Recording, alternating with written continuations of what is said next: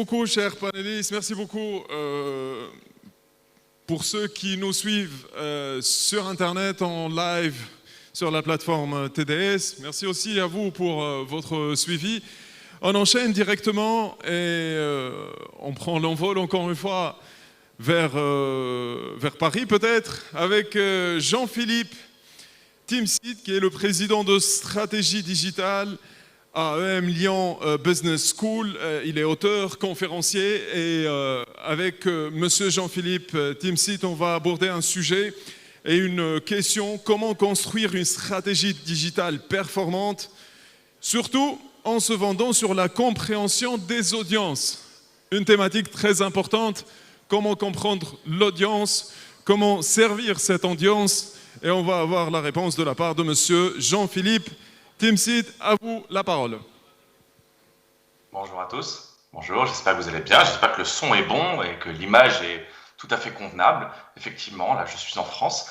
Donc, je suis ravi d'avoir été invité pour parler un petit peu stratégie digitale avec vous. J'espère qu'on va passer un bon moment ensemble. Si vous avez des questions, vous n'hésitez pas dans le chat ou avec le modérateur.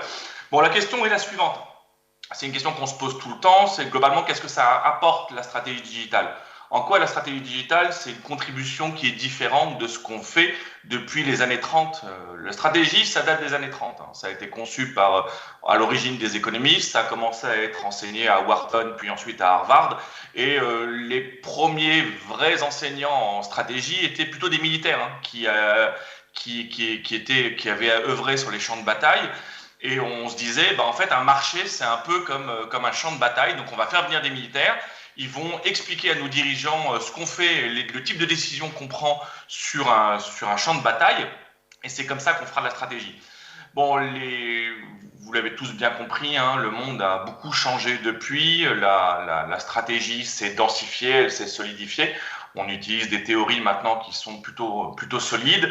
Et on a le champ de l'expérience. On comprend beaucoup mieux ce que font les entreprises et ce que font les clients. Et l'un des auteurs qui est un auteur principal en stratégie, c'est Michael Porter, que vous avez certainement tous lu, ou en tout cas vous en avez tous entendu parler, et qui est extrêmement populaire depuis la toute fin des années 70 et le début des années 80, avec des textes qui reposent sur la construction de l'avantage concurrentiel.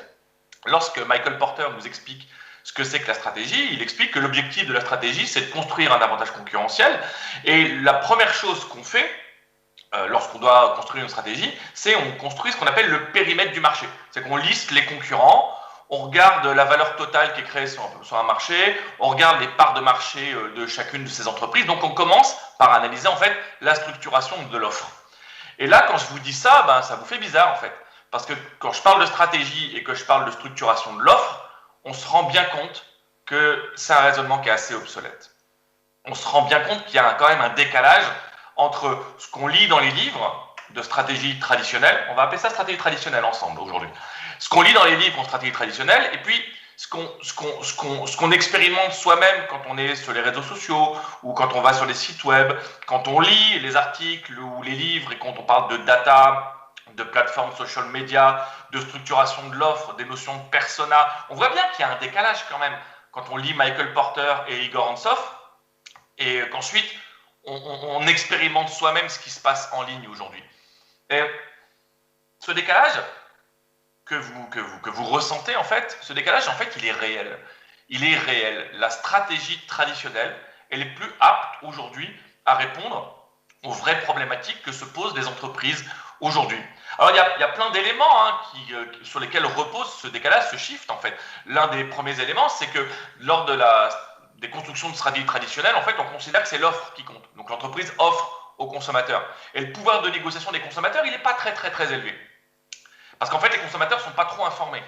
Là, moi, je vous demande juste de voir ce que vous faites quand vous voulez acheter un réfrigérateur ou une télévision ou une voiture ou un vélo pour vos enfants. Qu'est-ce que vous faites ? Vous allez sur Google, vous allez en ligne et vous commencez à taper quelques requêtes et vous vous retrouvez très rapidement, au bout de 3 ou 4 minutes, avec un grand nombre d'offres différentes que vous pouvez transformer, que vous pouvez comparer, pardon. Et ça, c'est un des premiers éléments de la transformation de l'époque stratégie traditionnelle à la stratégie digitale d'aujourd'hui. C'est une reprise de pouvoir du consommateur, des audiences. Cette reprise de pouvoir, elle repose sur le fait qu'aujourd'hui, les consommateurs, ils ont accès à une information pas parfaite, mais quasi parfaite. Alors qu'avant, l'information était dite grise. Il y a encore une quinzaine d'années, l'information était grise. Aujourd'hui, vous allez dans un magasin avec votre smartphone, vous pouvez comparer directement l'offre que vous voyez en rayon avec des offres que vous voyez en ligne. Donc, le pouvoir de négociation des consommateurs s'est considérablement renforcé. La demande devient très très forte. Et tout ça, ça nous a fait basculer vers un monde, le monde du digital, qui est un monde qui repose sur des dynamiques qui sont différentes. Et l'une de ces dynamiques très différentes, c'est le passage d'une logique outbound, donc de l'offre vers les consommateurs, au passage vers des dynamiques qui sont plutôt de type inbound. On analyse le comportement des consommateurs et on remonte ce comportement vers l'offre. Alors, je vais assez rapidement parce que nous avons assez peu de temps ensemble, mais le shift principal, le changement principal entre la stratégie traditionnelle, celle de Michael Porter, et la stratégie digitale telle que nous la vivons aujourd'hui, c'est le passage d'une stratégie par l'offre, telle que Michael Porter l'a décrit, avec l'analyse des comportements des entreprises, à une stratégie digitale par la demande. Et la première tâche que l'on conduit lorsqu'on analyse la demande, c'est qu'on commence à essayer de comprendre quels sont les comportements de l'audience et on construit la stratégie en fonction des comportements de l'audience. On part donc de la compréhension de l'audience. Et la clé de tout dans le digital repose là-dessus, la compréhension de l'audience. Alors pour la compréhension de l'audience, il y a plein de démarches différentes, mais notre principal problème, c'est qu'on ne peut pas utiliser les outils qui nous étaient proposés par la stratégie traditionnelle, puisque la stratégie traditionnelle repose sur l'offre. Les matrices du type SWOT, les matrices BCG, McKinsey, toutes ces matrices reposent sur une théorie qui s'appelle Industrial Organization, qui a été conçue tout d'abord à la fin des années 30 et entre la fin des années 30 et le début des années 50, Mason par exemple, Joe Bain par exemple, puis ensuite bien entendu l'école de Harvard avec le modèle LCAG, Learn, Christensen, Andrews, Gutt, 1968-1969. Ces choses-là sont anciennes. Vous devez être surpris par les dates que je vous donne. Ce sont les dates des articles et des livres qui ont été publiés à l'origine. Ces raisonnements sont anciens. Et comme ces raisonnements sont anciens, ils reposaient sur l'analyse la plus simple qui était on regarde ce que les entreprises font et une fois qu'on a compris ce qu'elles font, nos concurrents, eh ben on va faire mieux qu'elles. Aujourd'hui, ça ne se passe pas comme ça. Aujourd'hui, on est obligé de rentrer dans une logique inbound. On regarde comment se comportent les audiences et en fonction de comment ils se comportent, on construit une offre qui les satisfera le mieux possible. Et ça, c'est l'essence de la stratégie digitale. Et c'est dans cette direction-là qu'on va de plus en plus. Alors, pourquoi est-ce qu'on fait ça maintenant et qu'on ne le faisait pas avant? Ça, c'est le premier élément. Eh bien, on peut le faire maintenant parce que maintenant, on a les données. Il y a encore 20 ans, comment vous faisiez pour connaître votre consommateur? Vous pouviez commencer par faire des études qualitatives, sauf que vous lancez une étude qualitative, vous voyez beaucoup de monde, vous posez beaucoup de questions, vous faites des entretiens qui sont longs, eh bien, vous allez avoir un paquet de problèmes. D'abord, ça va vous coûter cher. Deuxièmement, il faut qu'il y ait des gens vraiment très très qualifiés qui fassent les entretiens. Vous devez trouver les bonnes personnes à interviewer. Vous devez faire une bonne collecte de données, un bon codage. Il y a beaucoup d'embûches. Et c'est long. Ça coûte cher et c'est long. C'était long. On a d'autres méthodes aussi. Et donc, l'autre méthode qu'on mettait le plus en place, c'était la méthode quantitative. On administrait des questionnaires. Parce qu'on avait l'illusion qu'en ayant un très grand nombre de réponses, eh ben, on avait des choses qui étaient plus précises. Sauf que quand des gens répondent à un questionnaire, ce qu'ils ont tendance à faire, ce n'est pas répondre exactement en fonction de leur comportement, c'est répondre en fonction de leur jugement propre sur leur comportement. Demandez aux gens ce qu'ils regardent à la télévision. Qu'est-ce qu'ils vont vous dire? Ils ne vont pas vous dire ce qu'ils regardent, parce que ça se trouve, ils ne le savent même pas, ce qu'ils regardent à la télévision. Demandez aux gens ce qu'ils font sur Internet dans une journée, les sites sur lesquels ils vont le plus. Ils ne le savent peut-être même pas. Parce qu'en fait, le décalage entre la perception qu'on a de ce qu'on fait et ce qu'on fait vraiment est très important. Donc le résultat, c'est que quand on collectait des données avec des études quantitatives, donc avec des questionnaires, on collectait l'opinion que les gens avaient d'eux-mêmes sur leur comportement, mais pas leur comportement réel. Et ça nous satisfaisait à l'époque, parce qu'on n'avait pas d'autres méthodes. On faisait comme on pouvait. Aujourd'hui, avec les plateformes sociales, par exemple, on peut observer, analyser, comprendre ce que les gens font vraiment. Quand quelqu'un rédige un commentaire dans un groupe Facebook, quand il like des publications, quand il réagit aux publications, quand il débat avec d'autres personnes en ligne, On a des vrais comportements, on a des vrais mots, ce sont des vrais verbatims. Et ça, c'est des informations qui sont récentes en fait. Ça fait 5, 6, 8, 10 ans qu'on peut faire ça, pas plus. Pour plusieurs raisons. D'abord, parce qu'il faut aller les collecter, les données. Ensuite, il faut avoir les méthodes pour les analyser. Et puis, il fallait avoir la puissance informatique pour traiter de très, très, très gros volumes de données. Et là, vous comprenez vers quoi je vais. Je parle de big data, en fait. On devait avoir des processeurs et des ordinateurs qui nous permettaient de traiter ça. Et on ne l'avait pas à l'époque. Maintenant, on les a. Ça veut donc dire que maintenant, on peut vraiment comprendre le comportement des gens. On est au début, hein, on vient juste d'entrouvrir la porte. Mais je vous le dis, c'est dans cette direction-là qu'on va, parce qu'elle est là, la clé du tout. La clé de la stratégie, elle est là. Donc maintenant, on peut comprendre comment les gens se comportent. En tout cas, on a des méthodes pour le faire. Et comme on peut aller vers l'analyse du comportement des gens, eh bien, toute la logique de stratégie traditionnelle, outbound, construite exclusivement sur l'offre, cette logique-là, elle tombe. Elle tombe parce qu'en fait, elle nous permettait d'agir parce qu'on n'avait pas mieux. Aujourd'hui, on a beaucoup mieux. Donc, le premier élément qui est absolument fondamental, c'est de se reposer sur la compréhension de l'audience. Alors, comment on fait pour se reposer sur la compréhension de l'audience? Il y a un concept qui doit vous être familier, ou en tout cas, s'il ne l'est pas, je vais l'aborder, c'est le concept des personas. Alors, le concept des personas, c'est un concept qui est en fait assez ancien, qui a été popularisé aux alentours de 92-93, mais qui est beaucoup plus ancien que ça.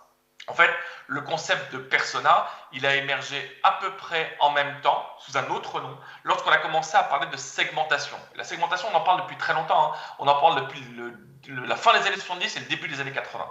La notion de segmentation, elle est simple, c'est je prends un groupe d'individus, et à l'origine, ce qu'on faisait, c'est on regroupait les individus qui se ressemblaient beaucoup sur un critère ou plusieurs, et les groupes de gens qui se ressemblaient beaucoup devaient être très différents des groupes de gens qui ne se ressemblaient pas. Donc on avait plein de groupes, et donc les gens dans les groupes se ressemblaient, mais entre les groupes, ils ne se ressemblaient pas. Par exemple, on utilisait les revenus, le niveau d'études, la taille de la famille, le lieu d'habitation géographique, ce genre de choses. Toutes ces informations, ce qu'on appelle des données positionnelles. C'est des données qui nous permettent de positionner les gens les uns par rapport aux autres.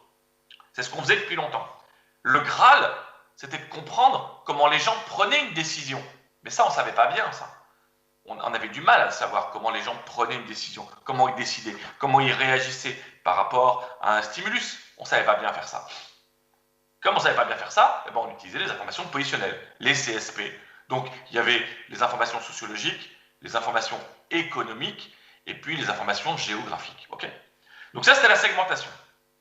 Et puis, avec l'arrivée du web, le fait que les gens soient très actifs en ligne, ils ont commencé à produire, les consommateurs ont commencé à produire beaucoup de données. Et ces données, elles sont hyper intéressantes pour qui sait les lire, parce qu'elles sont brutes.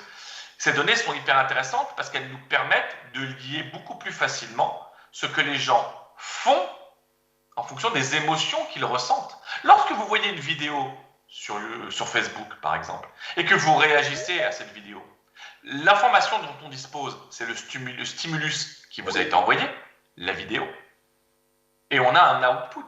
Comment vous avez réagi à cette vidéo?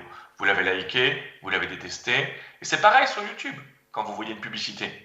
Vous l'avez aimé ou vous ne l'avez pas aimé? Okay, sur YouTube, on peut faire du like ou du dislike. D'accord? Donc ces éléments-là sont des liens qui sont très très forts. On envoie un stimulus et on voit comment les gens réagissent à ce stimulus.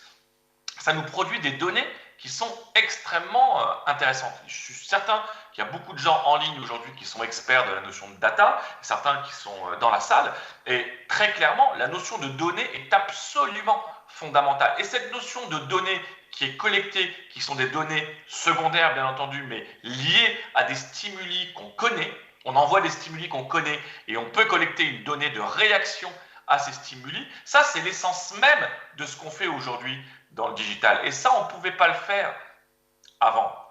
Et tout ce que je vous décris là vous renvoie au shift principal entre la stratégie traditionnelle et la stratégie digitale aujourd'hui. La stratégie traditionnelle, c'était une stratégie par l'offre. La stratégie digitale, c'est une stratégie par la demande. Et là, j'utilise les gros mots. Hein. C'est une stratégie qui est nécessairement, par essence, customer-centric. Elle est customer-centric. Ça veut donc dire qu'une stratégie digitale est construite par définition, elle repose sur la compréhension du comportement des gens. Sauf que par rapport à une offre, bien sûr, le comportement des gens par rapport à une offre. Sauf qu'on a un problème, c'est que les consommateurs sont versatiles, ils changent d'avis constamment. Quel que soit le stimulus que vous envoyez, ils vont changer d'avis. Comme ils changent d'avis, la seule possibilité que vous ayez, c'est de regrouper les consommateurs, non pas en fonction d'une segmentation positionnelle, comme je vous l'avais décrit avant, mais en fonction d'une segmentation qui repose sur les comportements. On va donc regrouper des gens en fonction du comportement qu'ils vont adopter face à un stimulus, face à une offre. Ça veut donc dire qu'on va créer ce qu'on appelle des personas, et les personas sont liés au comportement. Donc vous avez des groupes d'individus, 200 000, 500 000, 800 000 individus. Vous avez une offre, vous vendez des raquettes de tennis, ou alors vous vendez des hamburgers. Vous allez créer des groupes d'individus qui ont les mêmes comportements par rapport à votre offre. Alors, l'une des questions qui se pose... Alors le terme persona est un terme de 92-93. On parlait de segmentation avant, segmentation sur la base des comportements. Il y a une littérature qui est extrêmement fournie en marketing, dans le Journal of Marketing par exemple. Vous trouverez tout ce qu'il vous faut. La question qui se pose, c'est la suivante. C'est d'abord, combien est-ce qu'il faut faire de personas? Et puis, une fois qu'on a fait les personas, comment on fait pour construire la stratégie? Qu'est-ce qu'on fait? Comment on agit, en fait? Donc, la première question, si vous faites bien votre boulot de manière vraiment intense, en utilisant les méthodes Cali et les méthodes Cantier, sur lesquelles je ne reviens pas, je reviendrai s'il y a des questions, et vous aurez, pour une offre, 50, 60, 70 personas. Sauf que ça pose un problème. D'abord, 70 personas, il faut beaucoup de temps pour le faire. Vous avez un résultat qui est super, mais il vous faut beaucoup de temps et ça vous coûte cher. Okay.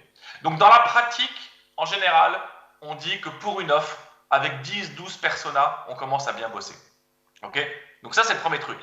Vous êtes customer centric, pour votre offre, vous construisez des personas, vous avez une série de personas, donc vous avez des comportements quasiment stéréotypés, parce qu'un persona, c'est un profil psychologique, donc on est presque dans le stéréotype. Vous voyez les films d'action où chaque acteur a son rôle spécifique. Il y a le sidekick rigolo, il y a l'héroïne, il y a le héros musclé au grand cœur, etc. C'est un peu ça quand on fait des personas. Les personas sont un peu stéréotypés. D'accord? Donc ça, c'est la première chose. Et la seconde chose qu'il faut faire ensuite, c'est qu'une fois qu'on a fait les personas, l'enjeu, un des gros enjeux, c'est de déterminer sur quel persona on va se concentrer en priorité. Donc on doit faire ce qu'on appelle un persona scoring.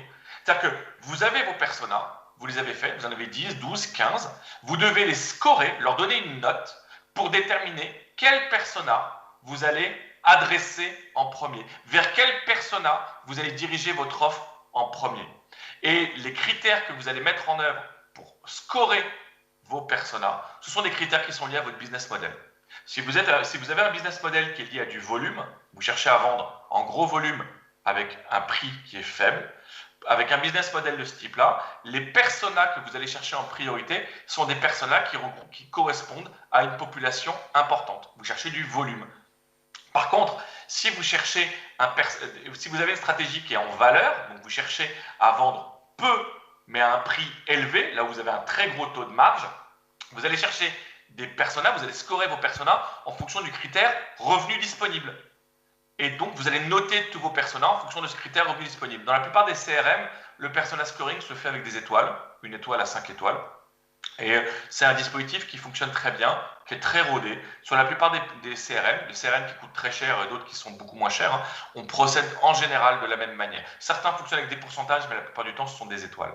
Ça veut donc dire que votre stratégie digitale, son succès repose sur plusieurs choses. Tout d'abord, la conception de vos processus doivent être customer-centric. Ensuite, la réalisation de personas sur la base de données fiables. Le choix de ces personas et le scoring de ces personas. Voilà en quelques mots, là j'ai 25 minutes, voilà en quelques mots les choses qu'il faut retenir sur ce qu'est aujourd'hui une stratégie digitale performante et comment on fait pour la mettre en œuvre. Ensuite, s'il y a des questions, je me tiens à votre disposition pour y répondre et je peux déployer l'un de ces éléments si vous le souhaitez.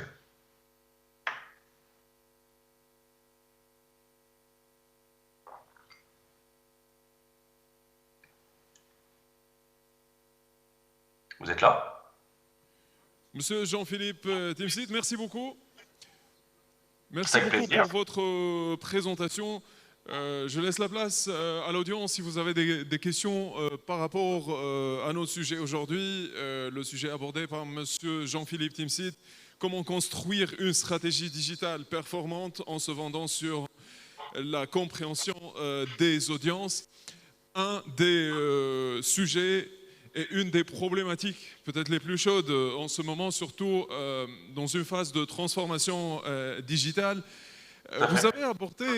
Vous avez abordé tout à l'heure, Monsieur Jean-Philippe Timsit, une petite comparaison par rapport à la segmentation des audiences telle que les marketeurs l'ont toujours fait.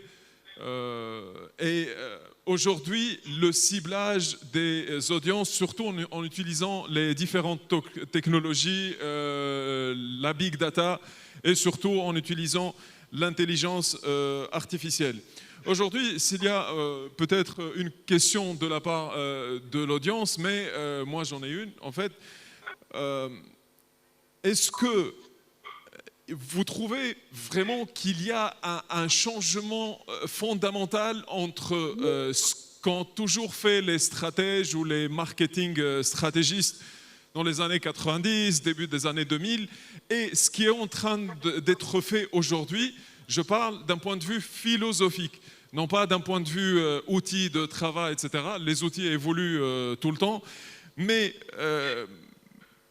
est-ce que ce sont toujours les mêmes fondements qui ont été utilisés depuis toujours et continuent à être utilisés aujourd'hui, ou il y a un changement radical au niveau de la façon de faire, au niveau de la façon de penser et au niveau des tactiques utilisées par les marketing stratégistes?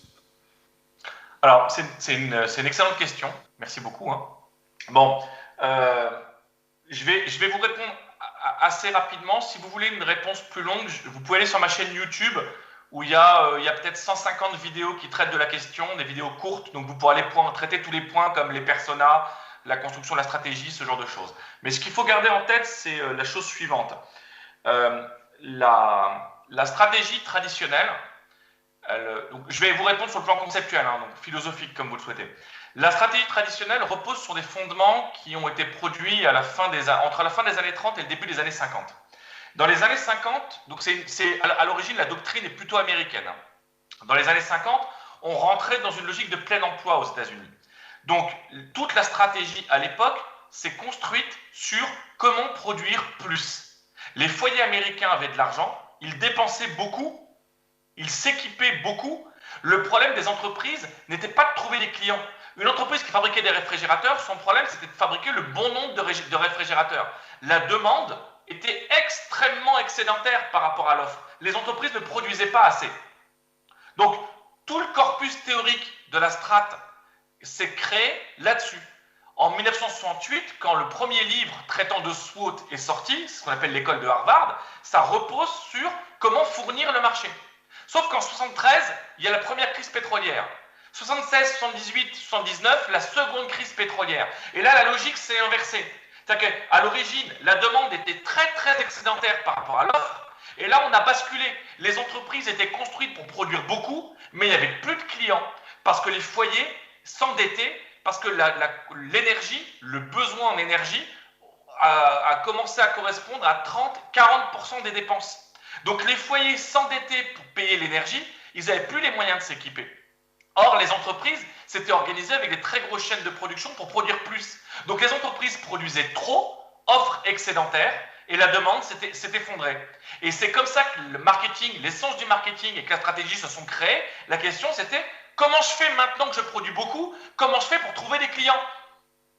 Et donc, comment je fais pour positionner mon offre? Et c'est comme ça que s'est construite la stratégie. Aujourd'hui, ce monde-là n'existe plus. Les concepts qu'on a créés à l'époque, le concept principal en stratégie, c'est Industrial Organization, c'est la plus grande théorie, qui repose sur une série de concepts qui s'appelle SCP, Structure, Comportement, Performance. C'est ce qu'on fait en marketing, hein, c'est ce qu'on faisait en fait, ce qu'on faisait en marketing, pardon. Et aujourd'hui, ça n'a plus de sens. Ça n'a plus de sens parce que les consommateurs ne réfléchissent plus de la même manière. Parce qu'à l'époque, ce qu'on faisait, par exemple, c'est on construisait des barrières à l'entrée. Rappelez-vous Michael Porter, le principe c'est on construit des barrières à l'entrée, on protège notre marché avec des barrières. Si ça se trouve, votre principal concurrent aujourd'hui, c'est une gamine de 14 ans qui est dans l'immeuble d'à côté, qui est en train de coder un nouveau programme. Comment vous vous protégez face à ça? Comment vous déposez un brevet pour vous protéger par rapport à quelqu'un qui va sortir une application que vous n'anticipez même pas? Aujourd'hui, on a des stratégies qui s'appellent les stratégies de blitz scaling, qui sont des stratégies qui sont construites sur la variation des business models. Ça n'est même pas, le mot n'apparaît même pas dans les livres de Michael Porter. Le monde d'aujourd'hui n'a rien à voir avec le monde d'il y a encore une quinzaine d'années. Ça ne veut pas dire qu'il faut jeter tous les concepts à la poubelle, ça veut dire qu'il faut lire Michael Porter, Igor Ansoff, il faut les lire ces gens-là pour comprendre qu'aujourd'hui, ce qu'ils disent ne s'applique plus. Mais ce qui compte, c'est pas que ça s'applique plus, il ne faut pas faire tabula rasa, c'est pas que ça s'applique plus qui compte. Ce qui compte, c'est pourquoi ça ne s'applique plus, qu'est-ce qui a changé? Et c'est comme ça qu'on avance. Moi je donne beaucoup de conseils aux dirigeants, j'accompagne beaucoup de dirigeants. Le premier conseil que je leur dis, c'est vous devez lire. Lisez ce qui se passe aujourd'hui. Peut-être aussi, Monsieur Jean-Philippe Timsit, c'est de jeter également un coup d'œil sur votre chaîne YouTube. Et comme ça, on peut avoir vraiment beaucoup plus d'informations. Et je compte sur l'audience de laisser des commentaires et d'interagir avec vous. Je vous remercie. Merci beaucoup, Monsieur Jean-Philippe Timsit. Je vous souhaite à tous une excellente conférence. Merci beaucoup.